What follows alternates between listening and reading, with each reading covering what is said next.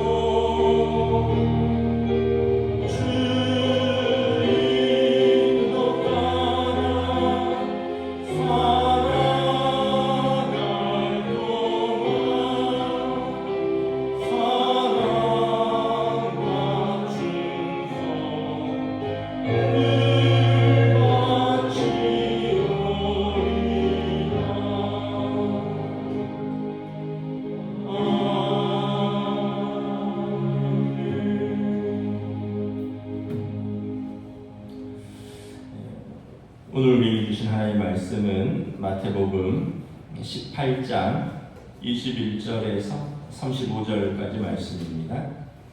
마태복음 18장 21절에서 35절까지 말씀입니다. 다 찾으신 줄 알고 저와 여러분들이 한 절씩 교도하도록 하겠습니다. 그때 베드로가 나와 이르되 주여 형제가 내게 죄를 범하면 몇 번이나 용서하여 주리이까 7번까지 하오리이까. 예수께서 이르시되 내게 이르노니 7번뿐 아니라 7번을 70번까지라도 할지니라. 그러므로 천국은 그 종들과 결산하려 하던 어떤 임금과 같으니 결산할 때 10,000달란트 빚진 자 하나를 내려오매 갚을 것이 없는지라. 주인이 명하여 그 몸과 아내와 자식들과 모든 소유를 다 팔아 갚게 하라 하니 그 종이 엎드려 전하여 이르되 내게 참으소서 다 갚으리이다 하거늘 그 종의 주인이 불쌍히 여겨 놓아보내며 그 빚을 탕감하여 주었더니 그 종이 나가서 자기에게 100데나리온 빚진 동료 한 사람을 만나 붙들어 목을 잡고 이르되 빚을 갚으라 하매 그 동료가 엎드려 간구하여 이르되 나에게 참아 주소서 갚으리이다 하되 허락하지 아니하고 이에 가서 그가 빚을 갚도록 꼬게 가두었늘 그 동료들이 그것을 보고 몹시 딱하게 여겨 주인에게 가서 그 일을 다 알리니 이에 주인이 그를 불러다가 말하되 악한 종아 내가 빌기에 내가 내 빚을 전부 탕감하여 주었거늘 내가 너를 불쌍히 여김과 같이 너도 내 동료를 불쌍히 여김이 마땅하지 아니하냐 하고 주인이 노하여 그 빚을 다 갚도록 그를 옥졸들에게 넘기니라. 함께 읽습니다. 너희가 각각 마음으로부터 형제를 용서하지 아니하면 나의 하늘 아버지께서도 너희에게 이와 같이 하시리라. 아멘. 할렐루야. 2월 마지막 토요일입니다. 토요일 새벽 기도에 나오신 우리 성도들을 주님의 이름으로 환영하고 축복합니다. 서로 한번 인사하겠습니다. 한 주간 평안하셨습니까? 네. 이제 내일이면 이제 3월이고요. 이제 봄이 성큼 다가왔습니다. 오늘은 용서에 관한 본문입니다. 현대인의 잃어버린 기술이죠. 용서에 관하여. 삶을 살다 보면 이런저런 일로 얽혀서 좀 감정이 상할 때가 있습니다. 심할 경우에는 상대방이 악의적인 감정을 갖고 또 고의로 해코지를 할 때도 있습니다. 그 사람만 생각하면 그 일만 생각하면 잠이 안 오고 치가 떨립니다. 근데 이제 문제는 뭐냐면 용서받아야 할 사람이 자기가 잘못한 걸 잘 모를 때라는 거예요.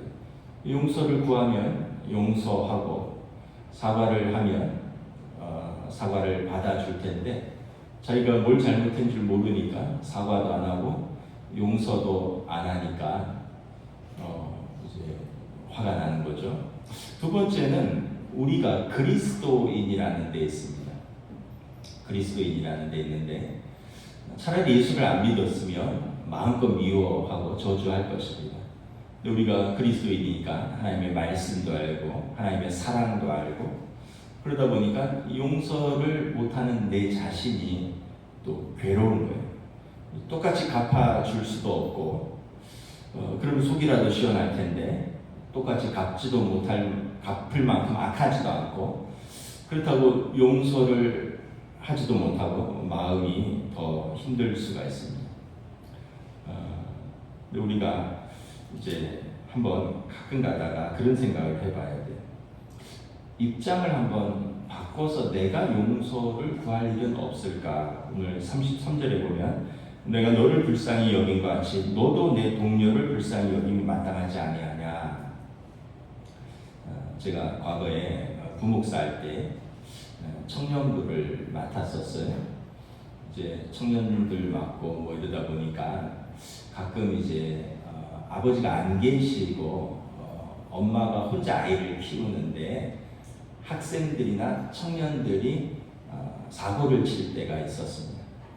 그러면 엄마가 어떻게 해야 될지를 모르니까 제가 교회에서 부목사를 붙여줘서 경찰서를 같이 다녀와라.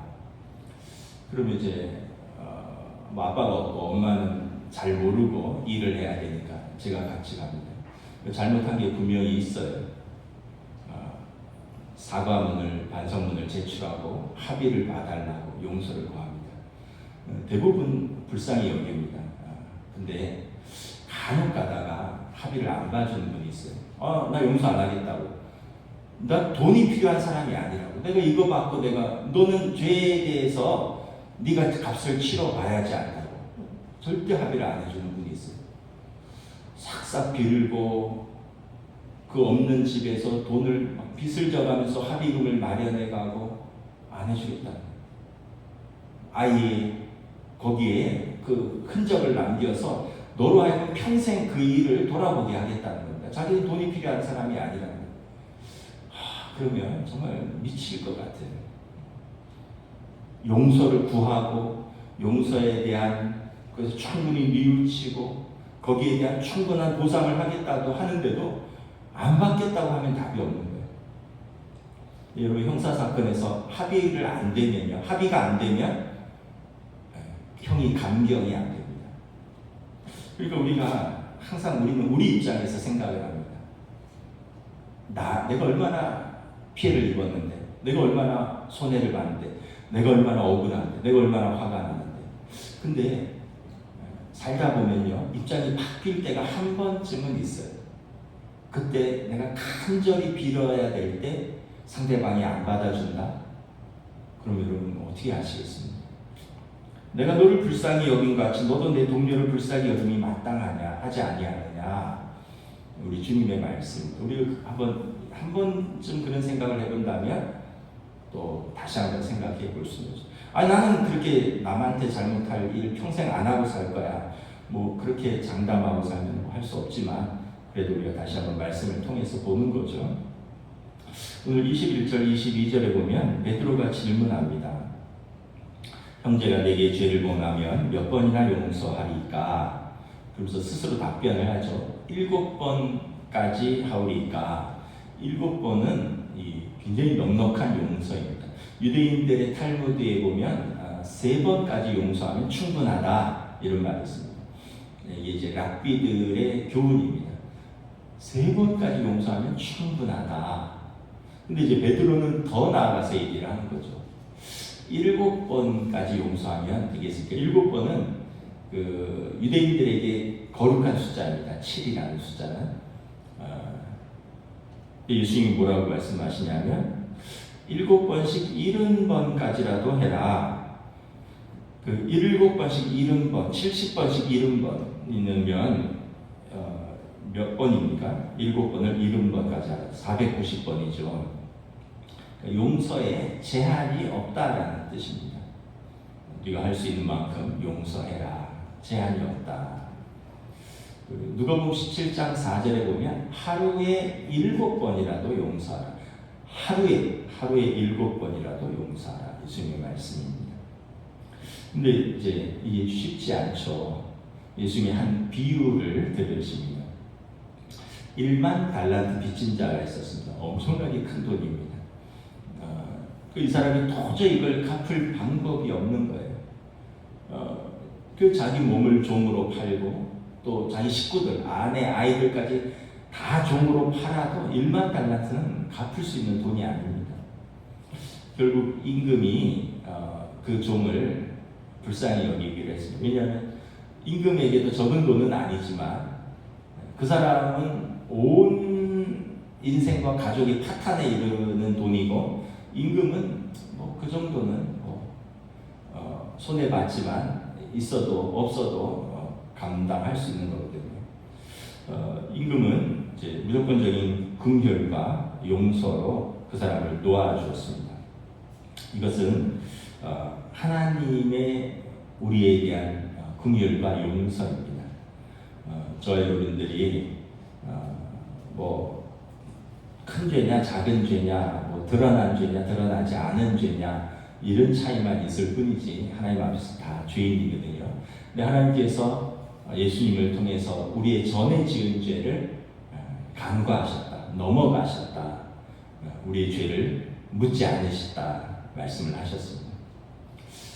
그런데 이제 이 10,000달란트를 탕감받은 사람이 지나가는데 자기에게 100데나리온 빚진 사람을 만났습니다. 야, 100데나리온도 나한테 빚졌잖아. 언제 갚을래? 했더니 이 사람이 쩔쩔맵니다. 지금 내가 이걸 못 갚으니까 좀 기한을 달라. 좀 용서해달라. 내가 기한을 못 지켜서 미안하다. 꼭 갚겠다. 근데 이 사람이 멱살을 붙들고 오늘 본문에 보면 목을 잡고 그 사람을 길에서 끌고 가서 이제 감옥에 넣어버렸습니다.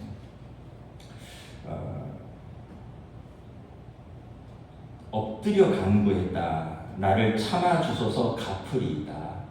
이 사람은 정말 아주 간절히 빌은 거죠. 엎드려서. 이 얼마냐 하면 이제 1,000,000원입니다. 1,000,000원. 1,000,000원 때문에 땅에 엎드렸습니다. 빌었습니다. 나에게 참아주소서 내가 갚으리이다. 이게 100데나리온이 1데나리온이 하루 노동자 품삯이거든요.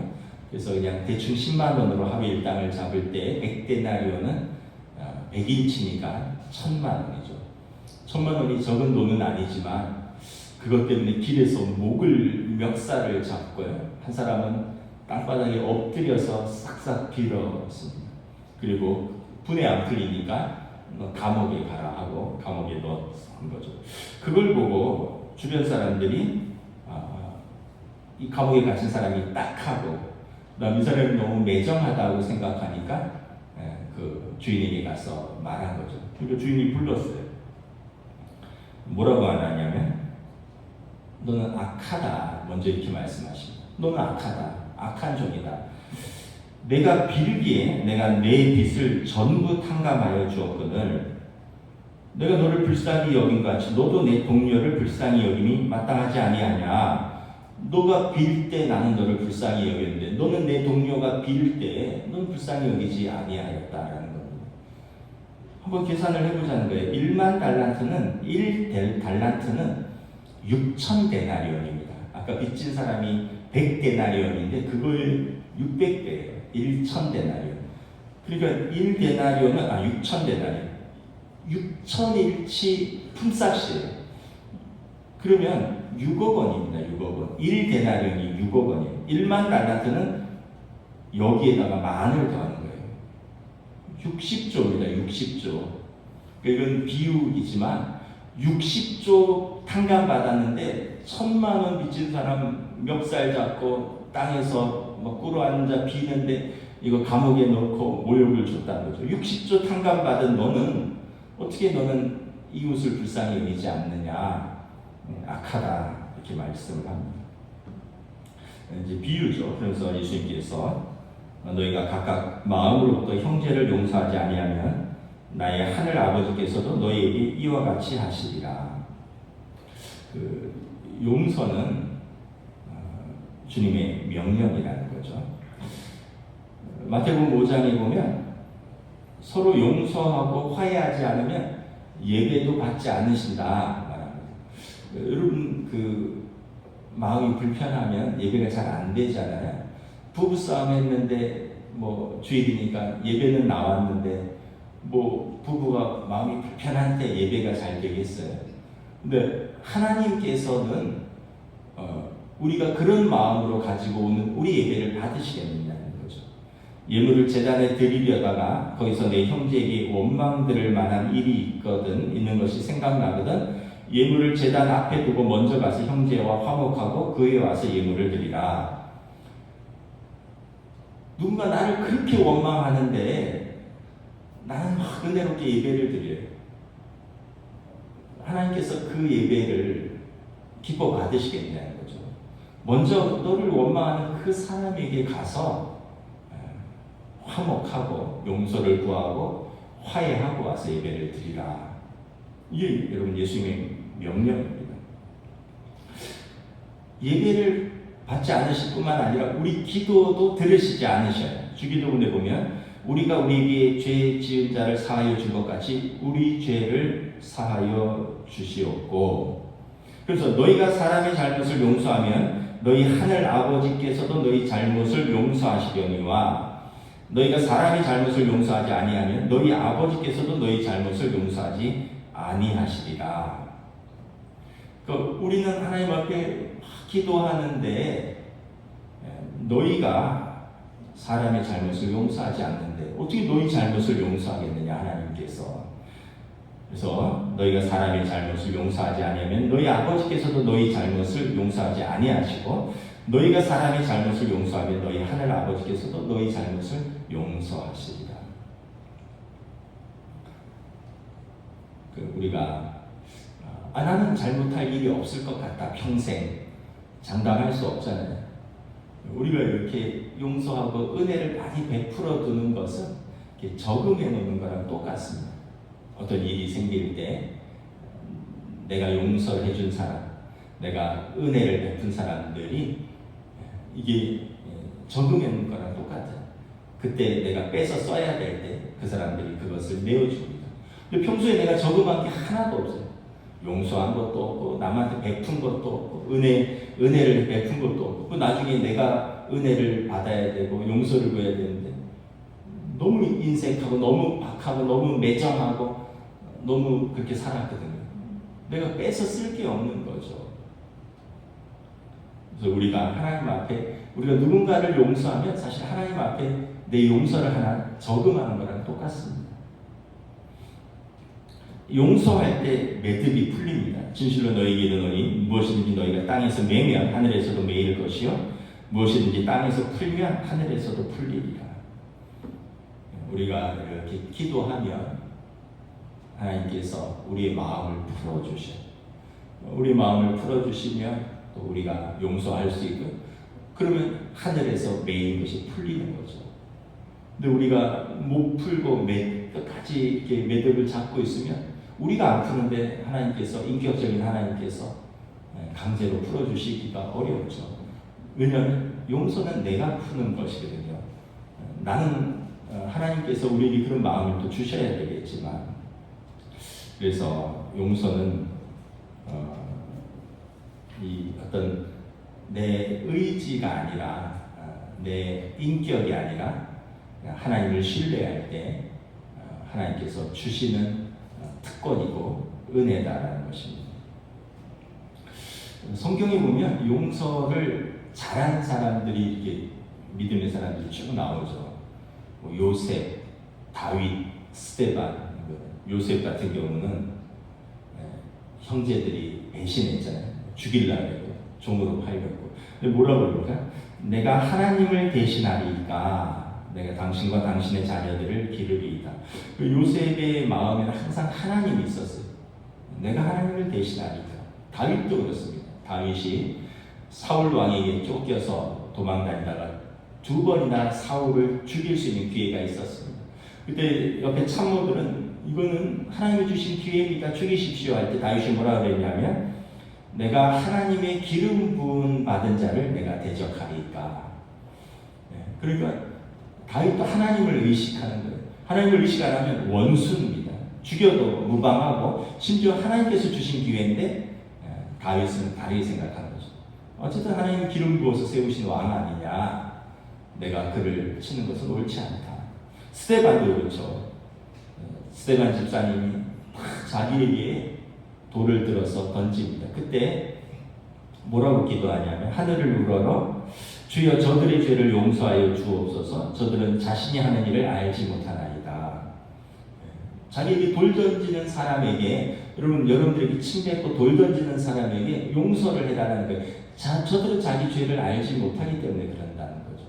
이때 스데반의 옷을 지키는 증인으로 청년 사울이 있었습니다. 사도 바울에 대한 연구에 대한 신학책이 굉장히 많이 있는데 바울의 회심에 있어서 2가지 결정적인 증거를 말하는데 첫째는 사도행전 9장에 다메섹 도상에서 정오에 햇빛보다 더 밝은 예수님을 만난 사건입니다. 두 번째는 이 스데반의 죽음 앞에서 그 옷을 지키던 증인으로서 어떻게 저 사람이 자기에게 돌을 던지는 사람을 용서할 수 있을까? 이 말씀은 예수님이 십자가에서 하셨던 말씀이거든요. 저들은 자기의 죄를 알지 못하나이다. 그래서 바울이 바울 되는 데는 물론 예수님의 부르심과 만나주심이 있었지만 스데반의 용서가 사도 바울이 굉장히 큰 충격으로 다가왔다라는 것은 우리 신학에서 부인할 수 없는 정설입니다. 여러분, 우리가 용서하면 사람이 바뀌고요. 우리가 용서하면 하나님이 그 사람을 세워주십니다. 요셉도 다윗도 스데반이 죽을 때 천사와 같다 그랬습니다. 천사와 같이. 여러분, 돌에 맞아서 죽는 사람이 어떻게 천사와 같을 수 있습니까? 요셉의 형제들 반대로 보면 요셉의 형제들 요셉에게 잘못했잖아요. 어떻게 부들부들 떨죠. 요셉이 해코지할까 봐. 아버지가 죽고 나서 또 부들부들 떨립니다. 요셉이 형제들을 해코지할까 봐. 그러니까 용서를 받아도 용서받은 사람은 늘 두려움이 있는 거예요. 용서를 못 받으면 큰 두려움이 있고 용서를 받아도 두려움이 있는 거예요. 그러니까 이게 용서해준 사람이 강자예요. 사울 왕 보세요.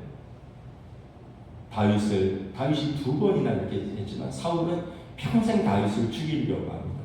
그냥 다윗이 미워서 그냥 부들부들 떠는 거예요. 요셉의 형제들은 두려워서 부들부들 떨고 다윗 왕은 미워서 부들부들 떨고 자기 안에 용서할 능력이 없는 거죠. 다윗은 자기 컴플렉스와 자기 상처로 가득하고 사람들이 다윗을 더 평가한다. 용서가 안 되는 거죠. 그럼 부들부들 떠는 수밖에 없습니다. 바리새인과 유대인들 보세요. 예수님을 죽일 때, 스데반을 죽일 때 미움과 악독이 가득 차서 부들부들 떠는 겁니다.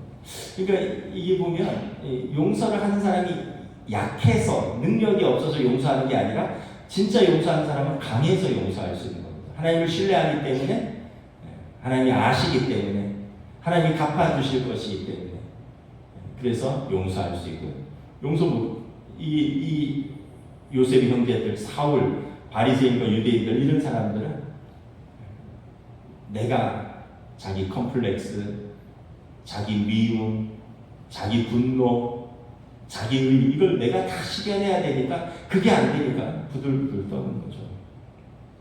결국 용서는 남을 위한 것이기도 하지만 나를 위한 것입니다. 용서를 할 때 내게 샬롬, 평강이 찾아오는 것입니다. 그래서 다 좋은 것이죠. 용서를 받음을 통해서 용서받은 자가 평안을 누리고 용서해주는 사람이 그 미움과 분노에서 자유케 돼서 샬롬을 누리는 것입니다. 말씀을 마치겠습니다. 살면서 여러분 똑같이 갚아주고 싶을 때가 있을 거예요. 근데 우리는 다시 한번 예수님의 말씀을 생각하는 것입니다.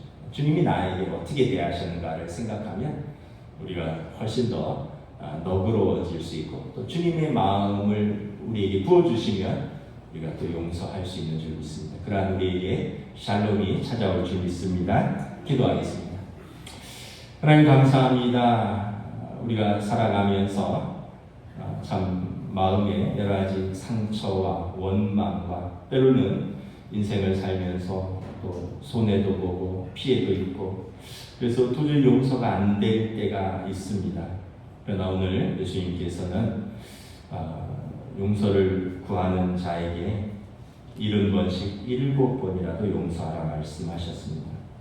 주님이 우리를 불쌍히 여긴 것 같이 너도 그를 불쌍히 여김이 마땅하지 아니하냐 말씀하셨습니다. 너희가 각각 마음으로부터 형제를 용서하지 아니하면 너희 하늘 아버지께서도 너희에게 이와 같이 하시리라 말씀하셨습니다. 먼저 우리의 예배를 위해서, 우리의 기도를 위해서, 그리고 우리의 평안을 위해서 우리가 용서할 수 있기를 원합니다. 그리고 우리가 용서할 때 또 용서받은 자가 하나님의 은혜를 알고 그가 또한 평안을 누릴 수 있기를 원합니다.